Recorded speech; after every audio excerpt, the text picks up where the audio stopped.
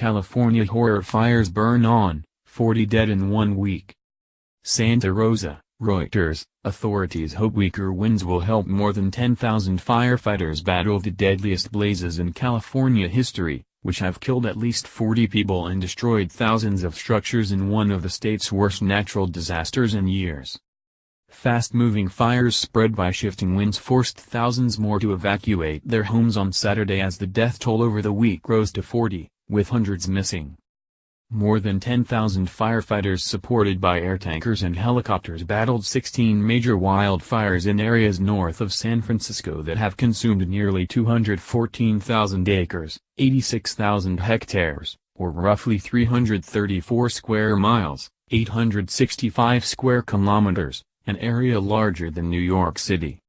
The 40 confirmed fatalities, including 22 in Sonoma County, make it California's deadliest ever fire event, surpassing the 29 deaths from the Griffith Park fire of 1933 in Los Angeles. With 235 people still missing on Saturday in Sonoma County alone and rubble from thousands of incinerated dwellings yet to be searched, authorities expect the death toll to climb. Some 100,000 people have been forced from their homes, including 3,000 on Saturday from the city of Santa Rosa, about 50 miles, 80 kilometers, north of San Francisco. The fires have damaged or destroyed about 5,700 structures, reducing homes and businesses to ash. Some victims were asleep when flames engulfed their homes, while others had only minutes to flee. This is truly one of the greatest tragedies that California has ever faced. The devastation is just unbelievable. It is a horror that no one could have imagined, California Governor Jerry Brown said on a visit to a devastated city. Janice and Roberto Lucha joined people lining up at a Federal Emergency Management Agency office in Santa Rosa, seeking help after losing their home of 27 years in the city's Coffey Park neighborhood, where most homes burned to the ground. Molly Kurland, 63, joined a packed community meeting at the Santa Rosa High School gymnasium. Even for people who haven't lost their house, the uncertainty and anxiety is tremendous, she said.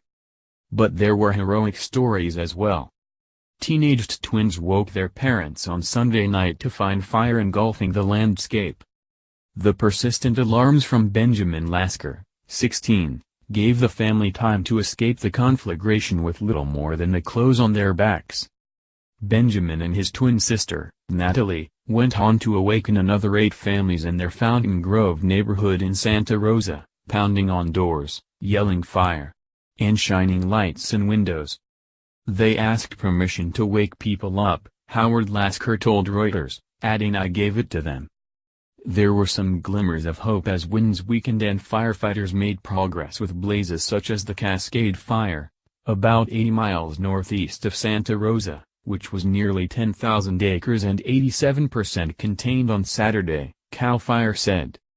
Weakening winds overnight should help, but high temperatures and dry conditions were expected to remain through the weekend, forecasters said. This is still very much in play.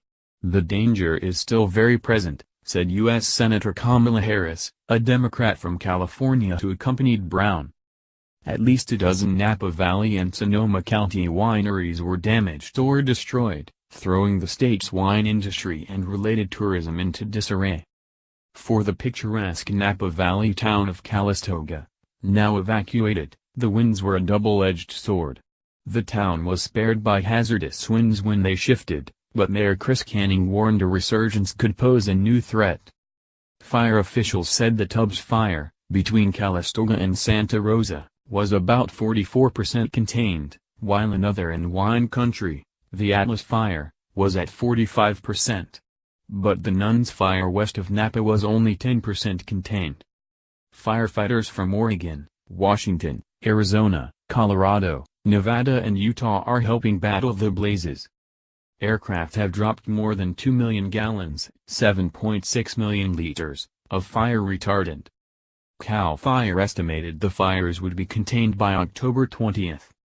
The year's wildfire season is one of the worst in history in the United States, with nearly 8.6 million acres, 3.5 million hectares, burned as of October 13, according to the National Interagency Fire Center. The worst on record for the same period in a year was 9.3 million acres in 2015. Reporting by Heather Somerville, writing by John Herskowitz and Chris Michaud, editing by Robert Bursell.